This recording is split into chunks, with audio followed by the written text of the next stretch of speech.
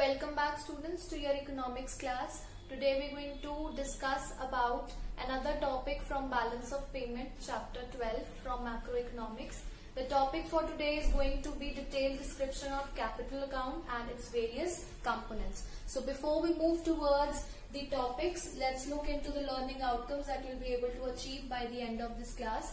You'll be able to understand the meaning of capital account. You'll be able to list its various components, and you'll be also able to analyze the debit and credit aspect of the balance of payment capital account. So let's move towards the first topic for today, that is the meaning of capital account.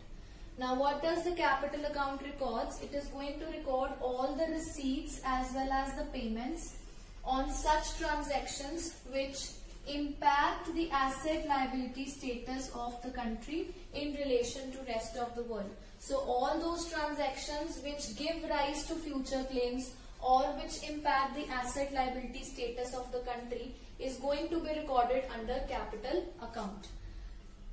Moving towards the next one, that is the components of capital account.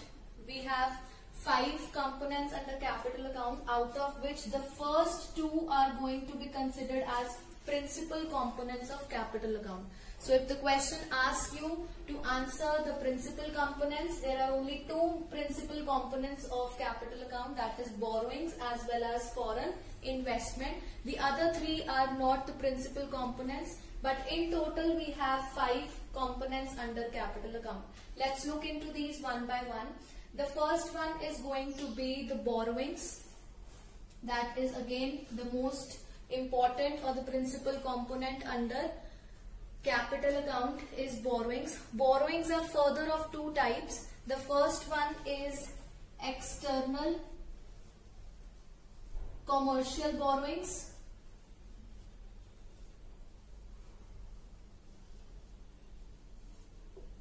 and the other type of borrowings is known as external assistance.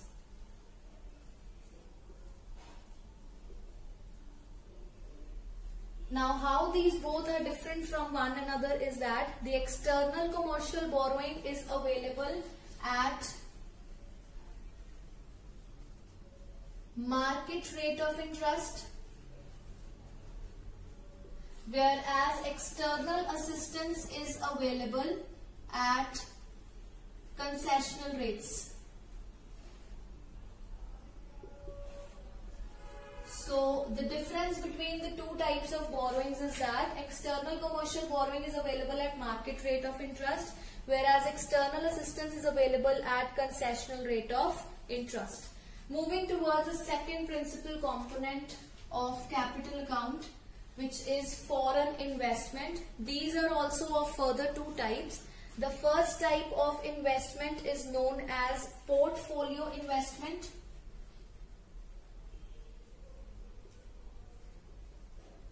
Portfolio investment, and the other type of foreign investment is known as foreign direct investment. This portfolio investment is also known as FII, that is foreign institutional investment, and the other type of foreign investment is foreign direct investment. These 2 are also different from one another. How? Portfolio investment or the foreign institutional investment, it refers to an investment which is done in the rest of the world, or it is done by the rest of the world in shares and bonds, in shares or bonds of the domestic country. So whenever an investment is done in shares or the bonds of the domestic country or the companies, in the domestic companies, it will be termed as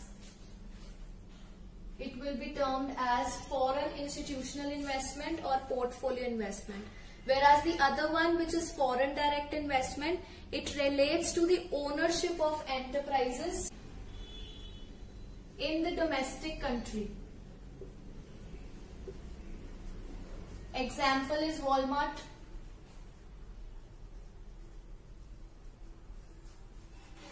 So in this way, FII and FDI, they both are different from one another. Moving towards the third component under the capital account, that is NRI deposits. NRI deposits refers to all those deposits which are made by the non-resident Indians in our country, in the domestic economy. So only those deposits are going to be recorded which are held by the NRIs or the non-resident Indians. Moving towards the fourth component of capital account, that is the banking capital. Banking capital is going to be considered from other than NRI deposits. That means it is not going to include NRI deposits because NRI deposits have already formulated the third component under capital account. So what does the banking capital under the capital account includes? It refers to the foreign assets which are held by the commercial banks. So going to record all the foreign assets which is held by the commercial banks under the heading of banking capital under capital account. Moving towards the fifth component under capital account, that is short-term trade credit.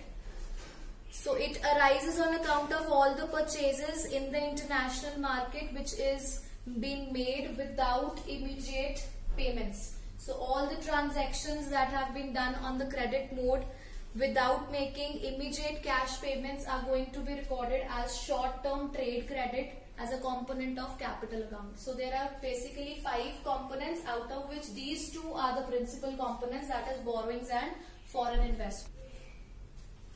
Another very important thing that needs to be noted about the capital account is that all the transactions which relate to the receipts are going to be shown on the positive side, that is the credit side of the capital account if they relate to borrowings, investments, NRI deposits, banking capital or short-term trade credit which lead to receipts. All the receipt related transactions are going to be shown on the credit side of capital account, but all the transactions which are related to the payments are going to be shown on the negative side, that is the debit side of the capital account if they relate to borrowings, foreign investment, NRI deposits. For example, if you have received borrowings from some other country, it leads to receipt and will be recorded on the credit side of the capital account under the heading borrowings.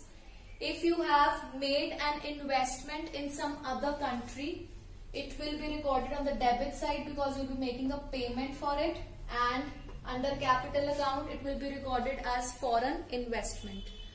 So that's all for today. I hope all your learning outcomes have been achieved. Thank you.